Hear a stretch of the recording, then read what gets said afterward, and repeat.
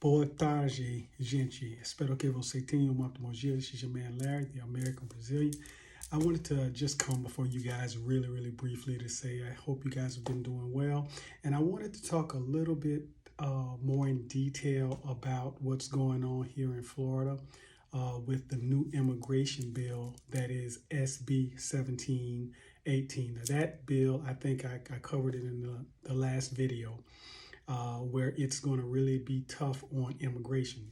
Governor Ron DeSantis here in Florida decided that it was a good idea to try to marginalize more people, and is doing so by way of deportation and or penalty and or jail time, both for citizens as well as non-citizens or immigrants here in this country. So I saw something, I thought it was interesting.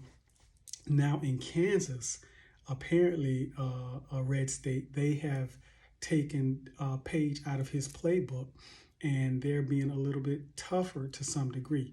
And so they have a law, I think it's like 2352 or something like that, HB 2352 or something like that. And it's so in Florida, SB 1718 will be a class 3 felony. Now, a class 3 felony is kind of like one of the lowest felonies. It's punishable by some jail time, depending on the judge.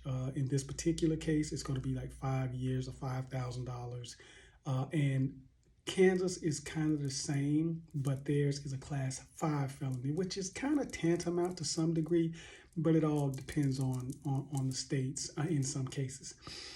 They're stating in their verbiage that if you are caught transporting, yes, transporting, an illegal immigrant, and I'm not laughing because it's a funny issue, I'm laughing because it's ridiculous.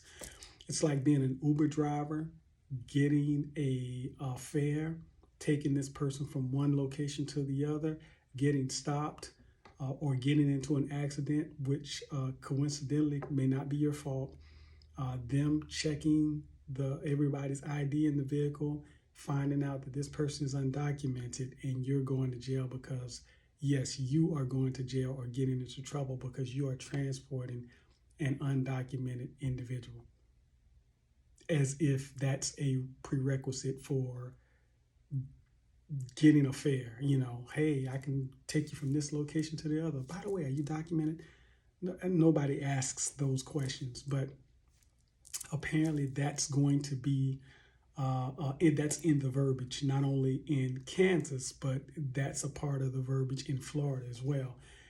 In Florida, it's they've gotten to the point where if you have somebody working in or on your home, and that person or those people are undocumented, or if you have them working for you, then of course you could get into trouble. And again, it's a level 3 felony, which I do believe that they will enforce. Now, I think a lot of this stuff is political posturing because it's going to make him look good. Because and this is just my theory, and I said it in the last video, and I could be wrong, but it's, because my thing is, how are you going to fill these jobs?